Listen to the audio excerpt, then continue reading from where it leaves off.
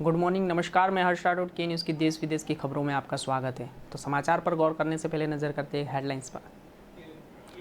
तो केपी शर्मा ओली और विश्वास मत हारने के 3 दिन बाद नेपाल के प्रधानमंत्री चुन लिए गए हैं। तो राष्ट्रपति विद्यादेवी भंडारी शुक्रवार का शाम उन्हें पद और गोपनीयता की शपथ दिलाएंगे।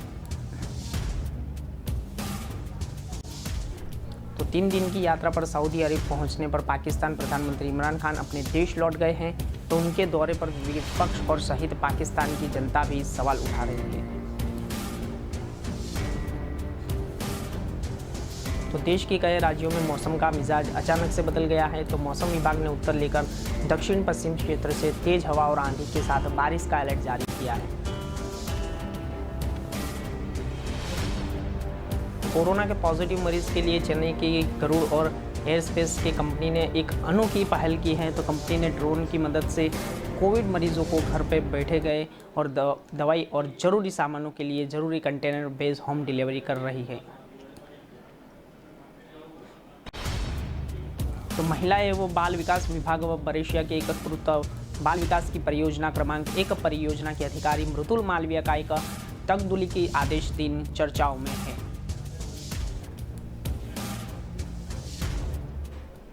तो आगे की खबरों पर गौर करते हैं। केपी शर्मा ओली विश्वास मत हारने के लिए 3 दिन के बाद फिर नेपाल के प्रधानमंत्री चुन गए हैं। तो राष्ट्रपति विद्यादेवी और देवी भंडारी की शुक्रवार और उसमें से गोपनीयता की शपथ दिलाई गई है। तो ओली का नेपाली संविधान अनुच्छेद 76 के तहत प्रधानमंत्री को चुना गया है। तो इसके पहले सोमवार को राष्ट्रपति ने विपक्ष को यही मौका दिया था कि वे गुरुवार रात 9 बजे तक सरकार बनाने का दावा पेश करें। तो संविधान के मुताबिक 2 या उससे ज़्यादा पार्टियों को मिलाकर 231 सदस्यों से सदन में 136 सीट से जुटा सकती हैं। लेकिन डेडलाइन और ख़त्म होने के तक विपक्षी दल तमाम कोशिशों के बावजूद यही आंकड़ा नहीं जुटा पाई। तो और कैरेक्टर और उसके प्रधानमंत्री कोहली को कहा कि जैसे ही चुन लिया गया है तो इसके तहत सबसे पार्टी का प्रमुख प्रधानमंत्री पद का हकदार होता है। तो यही तभी संभव है कि जबकि दूसरी विपक्ष पार्टी का यह गठबंधन सरकार बनाने लायक बहुमत न जुटा पाए। तो ओली के लिए 1 महीने की यानी 30 दिन में संसद में बहुमत साबित करना होगा। तो अगर ऐसा नहीं हुआ तो यानी ओली बहुमत साबित नहीं कर पाएगा तो संसद को फिर भंग किया जाएगा और देश में नए चुनाव होंगे। तो नेपाल कांग्रेस और एनसीपी गुरुवार को बहुमत जुटाने के नाकाम रहे। तो सोमवार को ओली ने विश्वास मत खोने के बाद इस्तीफा दे दिया। तो मतदान के दौरान कुल 232 सांसदों ने हिस्सा लिया था। इनमें 124 ने ओली के विरोध में जबकि 93 और उनके पक्ष में मतदान किया था। तो 15 सांसद न्यूट्रल रहे थे। तो ओली का सरकार बचाने के लिए कुल 136 वोटों की ज़रूरत थी। तो नेपाल के सांसद ने कुल 271 सदस्यों से माधव नेपाल और जालानाथ और खलना और उसमें से ग्रुप वोटिंग शामिल नहीं हुआ था।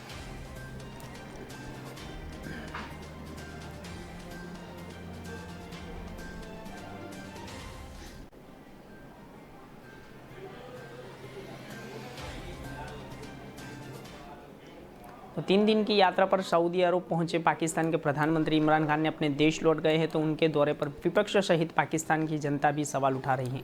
तो सऊदी सरकार ने और उसने पाकिस्तान के चावल को 19,032 बोरियां दान की है। तो जैसे पाकिस्तान का विपक्ष और अपने देश की बेइज्जती बता रहा है। तो पाकिस्तान और पीपुल्स के अध्यक्ष ने और बिलावस के भुट्टो को जरदार और उसके इमरान की जितनी कीमत की चावल सऊदी अरब से लेकर आए हैं इससे ज़्यादा से पैसे उन्होंने अपनी यात्रा पर खर्च कर दिए। तो इमरान ने इस पर यात्रा और साथ 1 दर्जन मंत्रियों और दोस्तों को भी साथ ले गए थे। तो हालांकि इमरान सरकार और इसकी यात्रा को अपनी बड़ी उपलब्धिता बता रहे हैं। तो भुट्टो ने सऊदी अरब के दानों देने के लिए समय पर भी सवाल उठाया। तो उन्होंने कहा कि सऊदी ने पाकिस्तान को ये मदद ज़कात का या फितरा समझ कर दी है।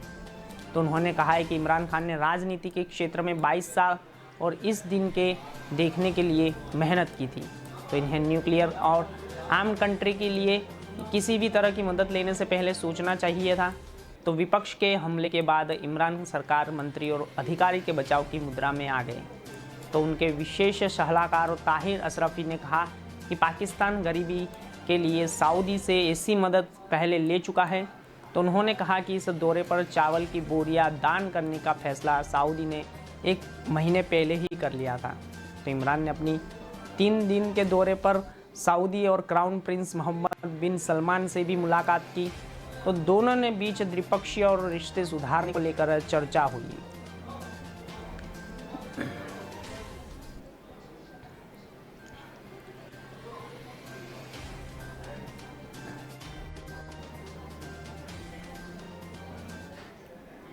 तो देश के कई राज्यों में मौसम का मिजाज अचानक से बदल गया है। तो मौसम विभाग ने उत्तर से लेकर दक्षिण पश्चिम क्षेत्र से तेज हवा आंधी की बारिश का अलर्ट जारी किया है। तो अरब सागर में 16 मई तक चक्रवाती तूफान आने की आशंका जताई गई है। तो इसी सिलसिले में आज दिल्ली, उड़ीसा और पंजाब के कई इलाकों में बारिश हुई है।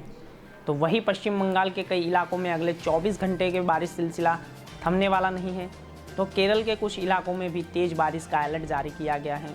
तो लक्षद्वीप में अगले भी 5 दिन में इसी तरह हालात रहने की पूर्वानुमान है।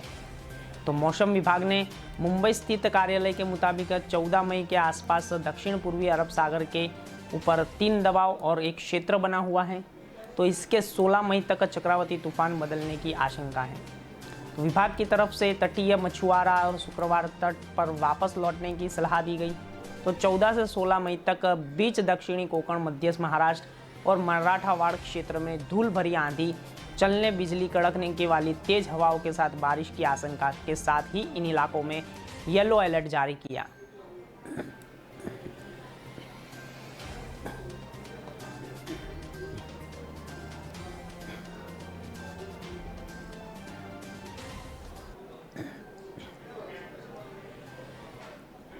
तो कोरोना के मरीज और खास तौर के पेशेंट पे घर ही आइसोलेट करें। तो कंटेनमेंट में जाने के लिए पहली डिलीवरी और बॉय को इजाज़त नहीं होती। तो दवाओं के ज़रूरी सामानों के लिए काफ़ी दिक्कतें का सामना करना पड़ा। तो ऐसे में ही कोरोना पॉजिटिव मरीजों के लिए चेन्नई की गरुड़ एयरस्पेस में और कंपनी ने के अनोखी पहल की। तो कंपनी ने ड्रोन मदद से कोविड मरीजों को घर बैठने के लिए दवाई और ज़रूरी सामानों को जीरो कंटेन और होम डिलीवरी कर रही है। तो विदेशों में और उसका कोरोना संक्रमण ग्रस्त क्षेत्रों में दवाओं होम डिलीवरी के लिए ड्रोन की मदद ली जा रही है। तो अमेरिका की, ब्रिटेन और इजराइल, फिलीपींस और समेत दुनिया में तमाम देशों में ड्रोन इस्तेमाल महामारी के लड़ने के लिए किया जा रहा है। तो इसी बात के ड्रोन की मदद से की जाने वाली दवाओं और डिलीवरी जीरो कंटेंट बेस, तो साथ ही उन्हें इलाकों में भी आसानी से इंसानों की आवाजाही पर रोक लगा दी गई थी। इससे पहले कंटेनमेंट जोन के निगरानी के लिए साथ सैनिटाइजेशन भी किया। तो इस्तेमाल बड़े पैमाने पर हुआ और अलग अलग क्षमता के लिए ड्रोन का इस्तेमाल किया जाता है। तो गरुड़ एयरस्पेस और पिछले 1.5 साल से कोरोना के साथ मिलकर काम कर रही है। तो चमोली हादसे के वक्त भी कंपनी ने अपने ड्रोन की मदद से रेस्क्यू ऑपरेशन की काफ़ी मदद की थी। तो ड्रोन से राहत एवं बचाव कार्य में लगे एनडीआरएफ के जवानों को काफ़ी सहूलियत मिली थी।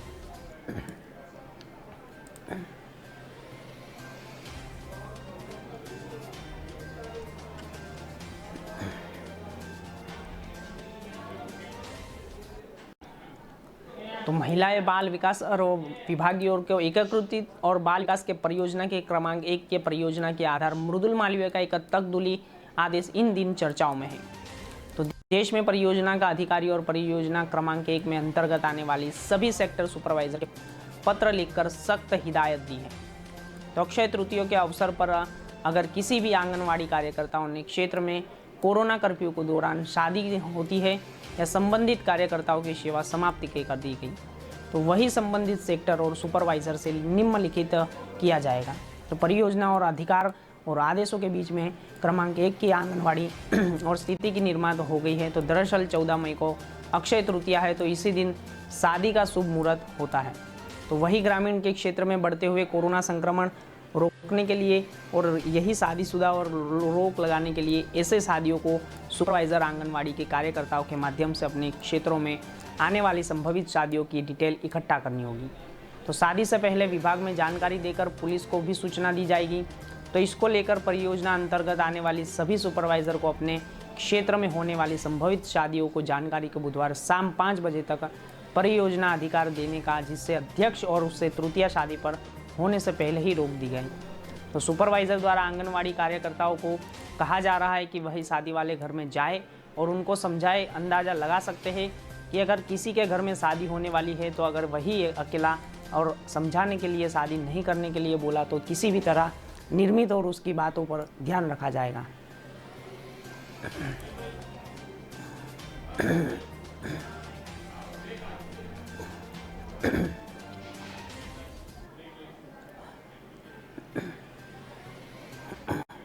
तो खबरों में समय हो चला एक छोटे से ब्रेक का, तो लौटेंगे एक छोटे से ब्रेक के बाद।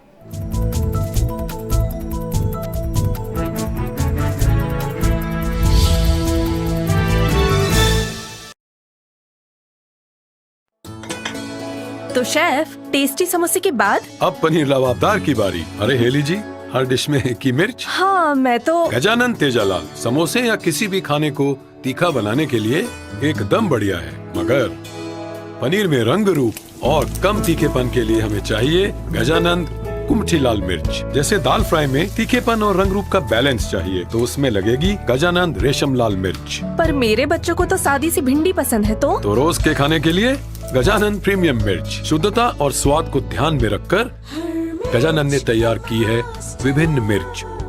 अरे वाह शेफ, आप तो मास्टर हैं। तेजालाल, कुमठी लाल, रेशम लाल और प्रीमियम मिर्च के साथ गजानन है हर मिर्च का मास्टर।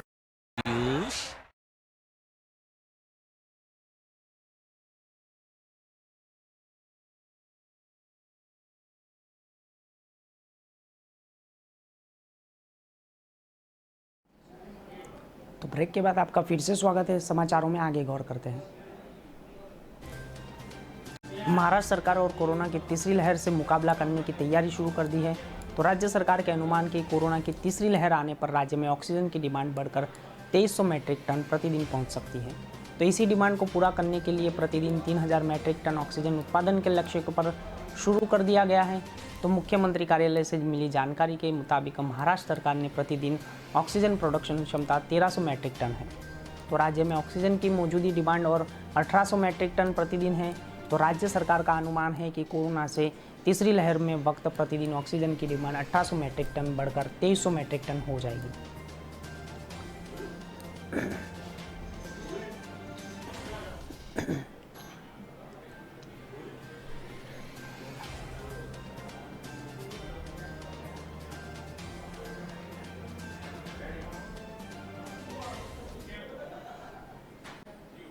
पालघर के जिले में और बोईसर के तालुका में और गुरुवार को दोपहर एक फैक्ट्री में आग लगी। तो उससे सैकड़ों और भीषण आग लगने के बाद उसकी आग इतनी भीषण हो गई थी कि उसके पास खड़े केमिकल और टैंकरों को अपनी चपेट में ले लिया। तो इसके बाद यही भयावह आग, इसकी भयावह को सामने फैक्ट्री से निकलने वाली धुएं में देखकर लगाया। तो बुझाने के लिए दमकल और आधा दर्जन गाड़ियों को मौके पर पहुँच गई। तो रबर मटेरियल के कारण आग बुझाने में थोड़ी परेशानी आ रही थी। तो तारापुर फायर ब्रिगेड से मिली जानकारी के अनुसार आग लगने का कारण फिलहाल स्पष्ट नहीं है, लेकिन यही लेवल 2 की आग थी। तो आग बुझाने के लिए मौके पर एक फॉर्म टैंकर भी बुलाया गया। तो अग्निकांड की एक फैक्ट्री में काफ़ी बड़ा एक नुकसान हुआ। तो महाराष्ट्र में जारी लॉकडाउन के बीच इंडस्ट्रियल एरिया में सोशल डिस्टेंसिंग के साथ कामकाज जारी है। तो यही फैक्ट्री और कुंभवाली और पुलिस स्टेशन से कुछ ही देर पर स्थित है। तो अग्निकांड में 300 से ज़्यादा बड़ी पाइपों से जलने की संभावना है। तो फिलहाल इसी फैक्ट्री में और आसपास जितनी भी ये फैक्ट्रियाँ हैं, तो आज भी उसके लिए बंद करवा दिया गया है। तो माना जा रहा है कि दमकल का विभाग कुछ देर में आग पर काबू पा लेगा।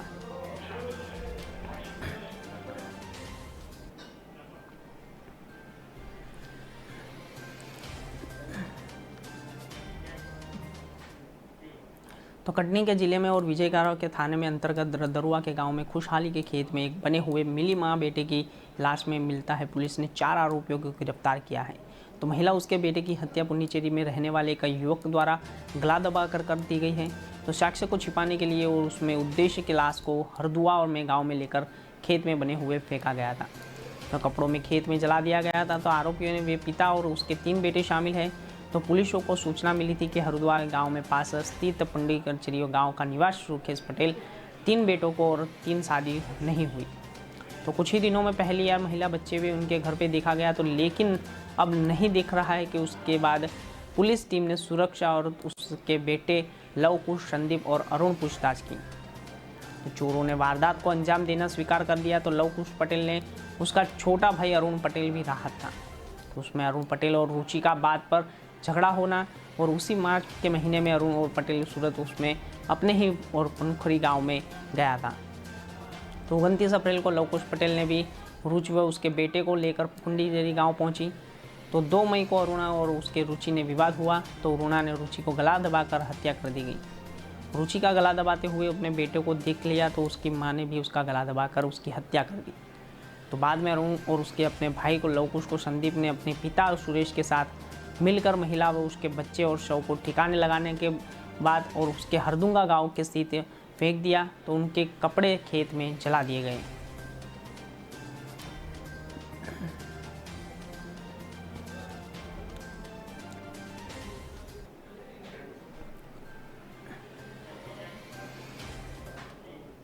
कोरोना के भयावह रूप में उदयपुर में मानवता पर शर्मसार करने वाली घटना सामने आई है। तो गुरुवार को उदयपुर में महाराणा भूपाल अस्पताल में कोरोना की मृतक की बड़ी पैक करने की और उसमें अवैध अस्पताल में स्टाफ द्वारा स्थित मांग की गई है। परिजनों का इससे विरोध सुरक्षा और उसके बाद खुद ही पैक करने के लिए लगे गए, तो उसमें जुड़ने के बाद अस्पताल प्रशासन में हरकत में आया। तो परिवारजनों की मदद से बॉडी पैक कर दी और सुपुर्द की गई। तो मृतक के पुत्र कपिल माली ने बताया कि अस्पताल में स्टाफ के उनके पिता की मौत के बाद डेड बॉडी पैक करने का इनकार कर दिया। तो कपिल ने कहा कि बार बार आग्रह पर भी अस्पताल स्टाफ नहीं माना और बॉडी पैक करने के लिए रुपयों की मांग कर डाली, और इसके बाद मैंने अपने कुछ ही परिजनों के साथ पिताजी की लाश को प्लास्टिक में बैग में बंद कर देना शुरू कर दिया। तो इसी दौरान पर विरोध करने लगे। वहाँ मौजूद अन्य स्टाफ भी मौके पर पहुँचा और हमारी मदद के लिए तब कोई वहाँ पे बॉडी पैक कर चुके थे। तो जैसे ही मृतक के परिजन और जितेंद्र ने कहा कि अपने अस्पताल प्रशासन की और कारजुरी की वजह से अपने परिवारजनों की मौत हुई है, तो इतना ही नहीं बल्कि मौत के बाद भी अस्पताल के स्टाफ में अपनी नापाक हरकतों के बाज नहीं आ रहा था। तो मरे हुए इंसान को पैक करने की 3 रुपये मांगने के लिए और उसके लिए कई जा रहा था, तो उसके सरासर गलत है ये कि पैसे से लिए और खिलाफ के लिए सख्त कार्यवाही की जानी चाहिए।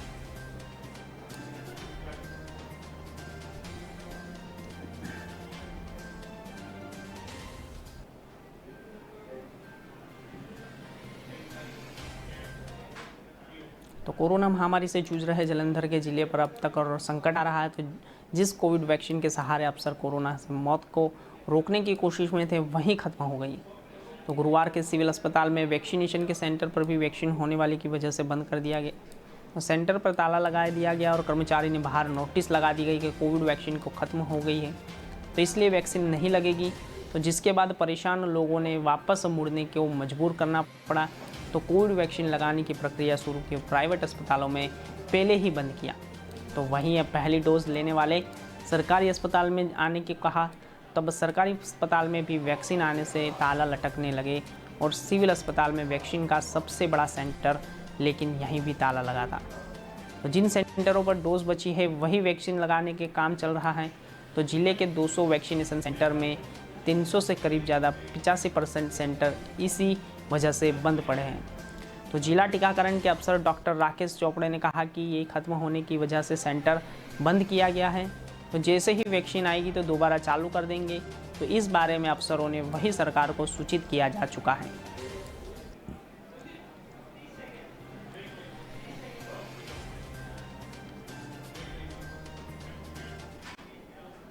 तो खबरों में समय हो चला एक छोटे से ब्रेक का, तो लेंगे एक छोटे से ब्रेक।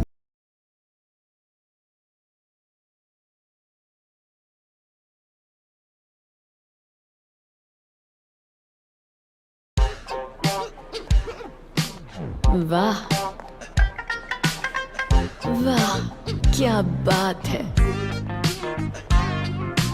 वाडीलाल बड़ा bite choco almond crunch.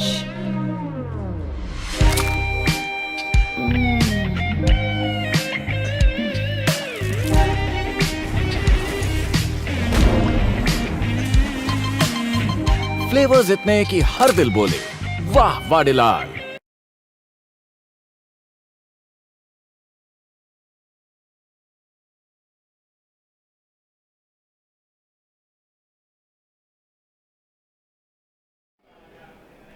Break के बाद आपका फिर से स्वागत है। समाचारों पर आगे गौर करते हैं। बुधवार को पिपरी विधानसभा के राष्ट्रवादी कांग्रेस पार्टी से एमएलए अन्ना बनसोड़ी पर हुई हमले पर मामले नया और दर्ज किया गया है। तो इसी घटना को सीसीटीवी वीडियो में सामने आया है। तो इसमें विधायक का बेटा और उसके समर्थक आरोपक को पहले बुरी तरह से पीटते हुए नजर आ रहे हैं, तो इसके बाद हवा में फायरिंग करते हुए नजर आ रहे हैं। तो इससे पहले बुधवार को अन्ना ने कहा था कि वे आरोपी और पहले ही उस पर फायरिंग कर और उनके समर्थकों ने उसको पीटा था। तो पुलिस की जांच में यही भी सामने आया है कि दोनों पक्षों में बीच नगर निगम के कचरे को उठाने के लिए मिलने वाले ठेके पर विवाद हुआ था। तो आरोप ये है कि विधायक का अन्ना बनसोड़े को बेटे को सिद्धार्थ ने अपने कुछ साथियों के साथ मिलकर तानाजी पवार का और अपहरण किया।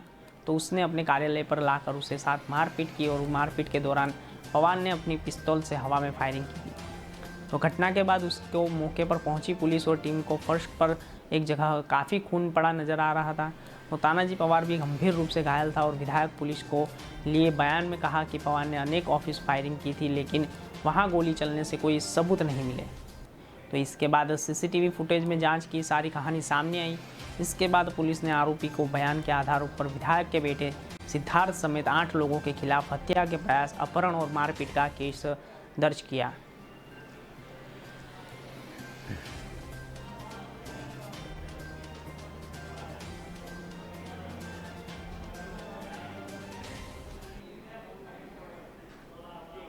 तो उत्तर प्रदेश के और इलाहाबाद के 1998 में एक हुए सीमा विधायक और जवाहर यादव के उर्फ पंडित हत्याकांड के मामले में आजीवन कारावास की सजा काट रहे हैं। तो करवरिया के बंधुआ की राहत मिली थी। तो इलाहाबाद के हाईकोर्ट ने भारतीय जनता पार्टी के नेता पूर्व विधायक उदय और भान करवरिया को उनके बेटे भाई और उसके पूर्व सांसद कपिल मुन्नी को करवरिया और छोटे भाई को पूर्व एमएलसी और सुरभाजन के करवरिया को 21 दिन की अंतरिम जमानत मंजूर कर दी। तो उन्होंने आज दौरे पर रात छोड़ा जा सकता है। तो करवरियाओं को बंधुओं को एप्लीकेशन पर इलाहाबाद के हाईकोर्ट पर घर में शादी के लिए 21 दिन के अंतरिम जमानत दी थी। तो जैसे आगामी 6 जून को और उसके करवरिया को बंधु दोबारा नैनी सेंट्रल में जेल में सरेंडर करेंगे। तो यही जानकारी के केंद्रीय कारागार और के नैनी के वरिष्ठ और जेल के अधीक्षक और उप मुख्य और महानिरीक्षक के कारागार के अन पांडे जी और 3 भाइयों को समेत 4 लोगों को 1.5 साल पहले ही सपा विधायक और जवाहर पंडित हत्याकांड में आजीवन कारावास की सजा हुई थी। तो तभी कारोबारी और बंधु नीति और सेंट्रल और जेल में सजा काट रहे हैं। तो वरिष्ठ जेल के अधीक्षक और पीएन पांडे ने बताया कि आज देर रात तक उन्हें तीनों भाइयों को जेल से रिहा किया जा सकता है।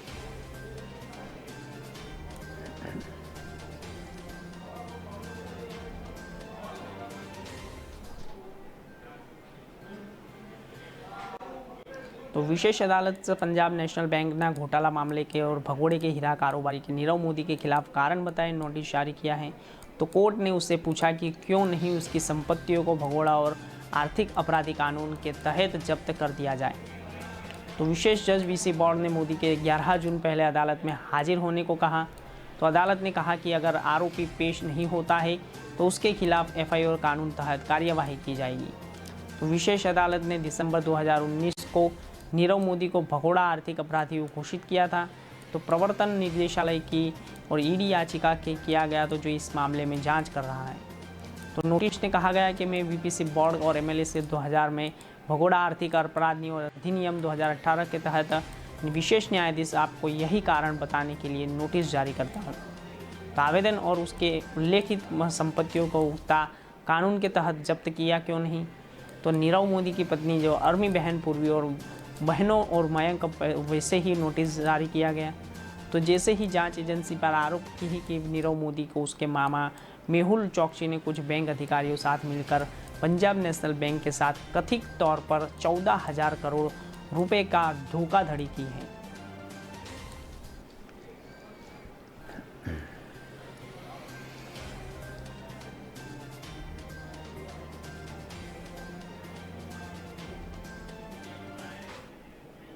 तो देश में कोरोना ने हो रही मौतों में संख्या में घट नहीं हो रहा है। तो जैसे ही रोजाना संक्रमण के मामले भी कमी हो आ रही है, लेकिन उच्च मृत्यु दर बनी हुई है। गुरुवार को भी देश में कुल 3,43,122 नए मामले सामने आए हैं। तो जबकि 3,994 मरीजों की मौत हो गई है। तो हालांकि पिछले 7 दिन में आंकड़े बता रहे हैं कि रोजाना के मामले कमी आई है। तो शनिवार को जहां 3.51 लाख और जैसे केस नए दर्ज हुए, तो जैसे 3.43 लाख केस सामने आए हैं। तो लेकिन रोजाना ही रोज मौतों की संख्या और ऊपर बनी रही है। तो 7 दिनों में औसत और उसकी रोजाना करीब 4,000 मौतों का है। तो जैसे ही महाराष्ट्र और बृहस्पतिवार को जैसे कोविड-19 के 42,582 मौतें सामने आई हैं, जबकि संक्रमण से 850 और लोगों की कई मौतें हुई हैं। तो राज्य में स्वास्थ्य विभाग ने बताया कि मामले में संक्रमण के बाद कुल संख्या 52,59,293 पर पहुंच गई है। तो जबकि मृतांक की संख्या 78,857 पर पहुंच गई है। तो बुधवार को राज्य में संक्रमण 46,781 पर मामले सामने आए थे। तो महाराष्ट्र के स्वास्थ्य विभाग ने बताया कि बुधवार को आए नए मामले 46,781 मामले पर मुकबले और बृहस्पतिवार और उसके 5 करीब 1000 से कम मामले सामने आए।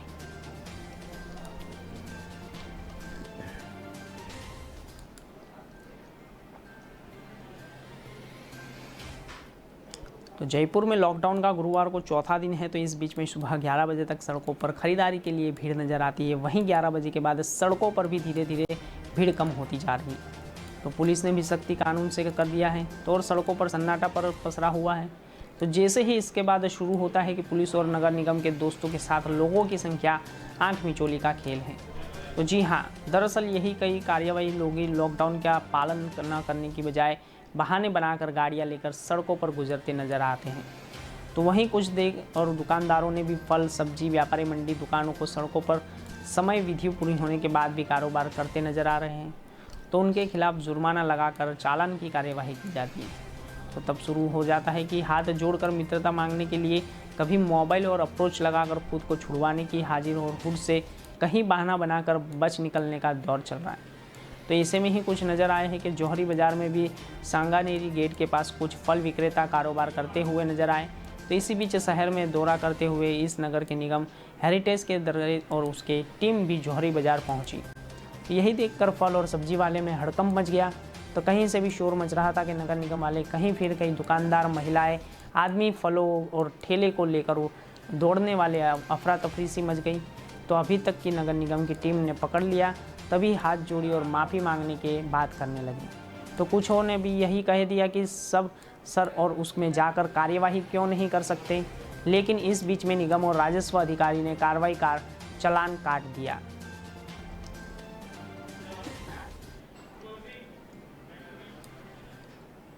तो देश विदेश की खबरों में अभी तक के लिए इतना ही। ज़्यादा जानकारी के लिए देखते रहे के न्यूज़। नमस्कार।